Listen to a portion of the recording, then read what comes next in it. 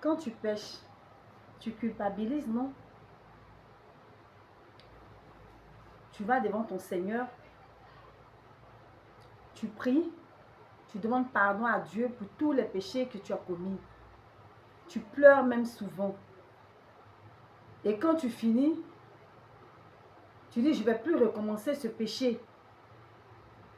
Mais tu t'en rends compte que quelque temps après, le même péché revient dans ta vie. Ou bien, il y a un autre péché même qui revient dans ta vie. Et qu'est-ce que tu fais? Tu as le doute. Est-ce que je vais succomber au péché? Ou bien, est-ce que je dois résister? Et tu as le doute qui est là.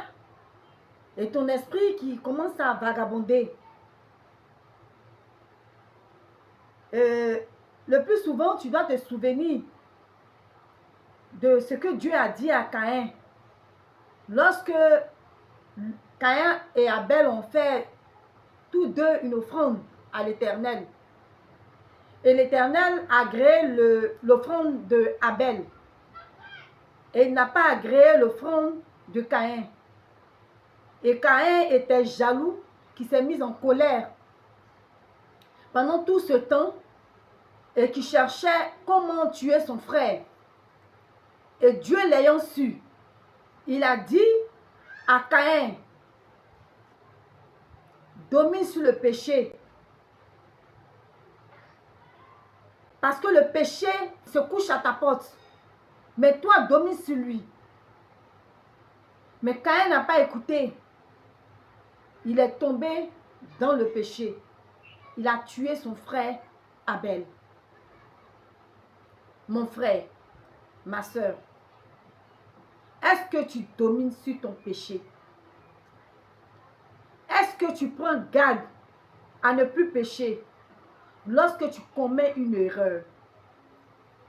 Tu sais, Dieu ne te juge pas. Hein?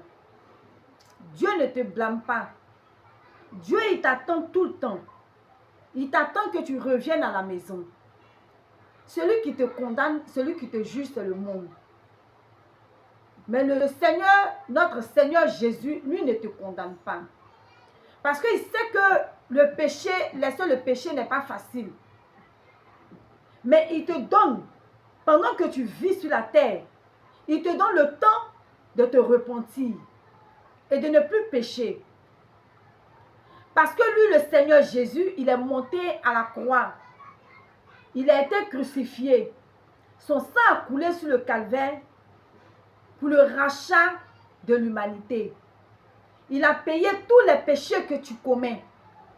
Les péchés que tu as commis, que tu commets maintenant et que tu vas commettre plus tard. Mais certes, tu dois dominer sur le péché. Parce que tu ne sais pas quand tu vas quitter ce monde. Et le jour que tu vas quitter ce monde, que tu es toujours dans ce péché, dis-toi que il n'y a plus de repentance pour toi. Il n'y a plus de pardon pour toi. Notre Seigneur est mort à la croix pour le rachat de l'humanité.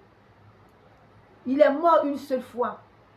Dieu ne va pas encore donner son fils pour mourir encore pour toi, deuxième fois, troisième fois. Il est mort une fois pour toutes. Prends garde à tes péchés. Prends garde à ce que tu fais. Nous sommes dans le monde. Mais nous ne sommes pas du monde. C'est vrai. Les choses du monde, quand nous les voyons, c'est beau. Les choses sont belles. Tout est beau. On a envie même de rester en train de chercher toutes ces belles choses qui sont dans ce monde. Mais tiens-toi bien. On ne va pas aller au paradis avec toutes ces choses que nous voyons sur cette terre. Et qu'est-ce qui nous fatigue sur cette terre? Les belles femmes, les beaux hommes, les belles voitures, l'orgueil, la méchanceté, la jalousie, l'hypocrisie. toutes ces choses-là nous séparent de l'amour de Dieu. Donc, qu'est-ce que nous devons faire? Nous devons chercher réellement sa face. Nous devons chercher réellement la face de notre Seigneur. Parce qu'il a dit que je suis le bon berger. J'appelle mes brebis. Et mes brebis qui sont à moi, elles entendent ma voix et elles viennent à moi. Si tu es vraiment la brebis de l'Éternel, si tu es vraiment la brebis de l'Éternel, tu dois entendre sa voix. Lorsqu'il te parle, il te parle comment? Il te parle par des personnes qui viennent vers toi. Il te parle par des prédications. Il te parle par des écrits dans la Bible. Il te parle par des actes que tu poses. Il te parle à travers tout ce que tu fais. L'Éternel, notre Dieu, te parle. Donc, ce que tu dois faire sur cette terre des vivants, tu dois te réconcilier avec ton Seigneur. Oui, c'est vrai. Tu dois te réconcilier avec ton Dieu. Parce que c'est ce qui va t'emmener vers ton Père le jour que tu vas quitter ce monde. N'oublie pas que sur cette terre, nous sommes de passage. Oui, nous sommes voyageurs sur cette terre des vivants. On ne va pas rester éternellement sur cette terre.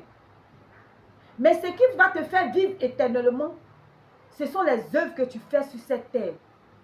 Donc, on est en train de faire,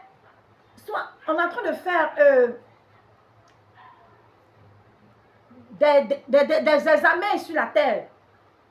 Parce que lorsque tu vas à l'école et tu vas au CPE jusqu'au CM2, tu dois passer un examen pour aller en classe de 6e. Et c'est ce que notre vie spirituelle nous demande. Parce que si tu as eu l'échec de ton entrée en 6e, tu vas reprendre ta classe. Et si tu triches, tu vas en 6e, c'est une triche. Mais là, il y a un problème. Là où on est, ce n'est pas... Dieu n'est pas dans la triche en fait. Il n'est pas dans la tricherie. Il est un Dieu de justice. Donc quand tu pêches et que tu reconnais ton péché, Dieu est content. Parce qu'il s'est dit que tu ne vas plus recommencer ton péché. Parce que tu n'es pas le seul à pécher sur cette terre. Il y a eu David qui a péché. Il a cherché la femme de Uri. Il a couché avec elle. Il a tué Uri. Et Dieu a su son péché. Et David s'est repenti de son péché. Même David a payé. Il a payé le péché. Dieu a pardonné à David. Mais tous les enfants de David, chacun a payé. Donc, sur cette terre-là où nous sommes là, quand tu pêches, ne pense pas que si Dieu t'a pardonné, ça va rester comme ça. Donc, il faut prendre tout ton temps de pouvoir faire ta repentance sincère et de ne plus recommencer. Parce que Dieu a appelé David l'homme selon mon cœur. David est l'homme selon le cœur de Dieu. Donc toi, si tu pêches, reconnais devant l'Éternel que tu as péché et ne recommence plus le péché. Et tu verras la gloire de Dieu dans ta vie. Et tu verras Dieu se manifester dans ta vie. Et toutes tes affaires qui étaient bloquées, toutes ces affaires-là vont se débloquer. Dieu est un Dieu de justice. Il est un Dieu de gloire, un Dieu d'amour et de paix. Il a donné son Fils unique pour que tu sois sauvé. Donc, mon frère, c'est ce que je voulais te dire. Sois vigilant. Que Dieu te bénisse. Amen.